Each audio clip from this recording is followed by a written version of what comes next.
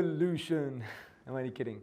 Evolution is a huge debate. I don't even know why we have this debate. It's very simple.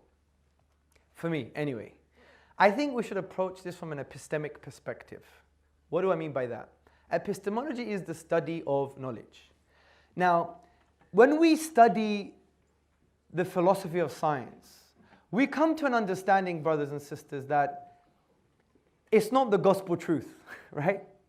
It's not 100% true. Let me give you a crude example. Science uses induction as a thinking method or as a way of making conclusions. What is induction practically? Induction is you take a limited number of observations and you conclude for the next observation, which is called weak induction, or the entire set of observations, which is called strong induction. The point is, your conclusion is not necessarily true. It ranges from a probability of 0% to 99%. So when you question any sincere scientist, you say, have you had or do you have an infinite number of observations for your conclusion? You're like, golly, no. Of course not. So from that perspective, it's not 100% true. So there is an element of doubt. Things can change.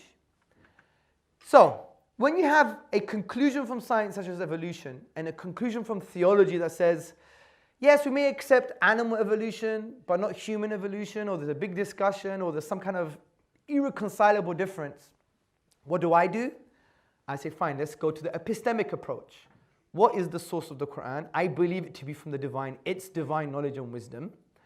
And I could show that outside of the empirical realities, using reason, using other arguments.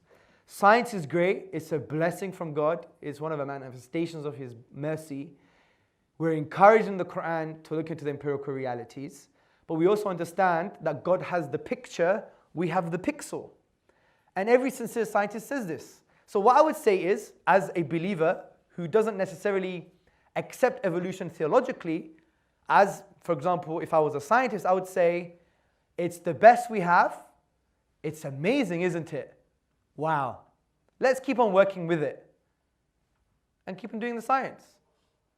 But do you accept it as part of your creedal framework? No, because you know that you have an alternative method of, or alternative source of knowledge you think which is higher epistemically in terms of its epistemic value, its value of knowledge, than the method of science because it's based on induction 0 to 99%.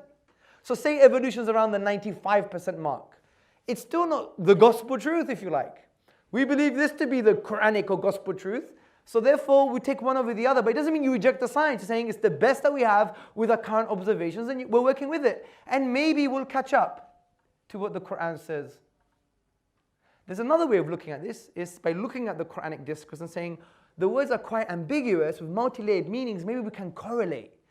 That has been tried to be done. I think it's failed because there are some issues which are quite definite, such as the fact that Adam did not have any father or anything prior to him that was alive. So that's a big issue.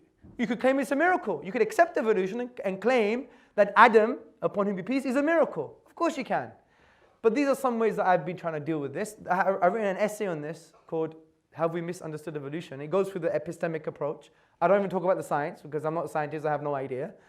I just talk about it from a conceptual perspective to give you the tools to try and understand this. And it's on my website, hamzatzortzis.com.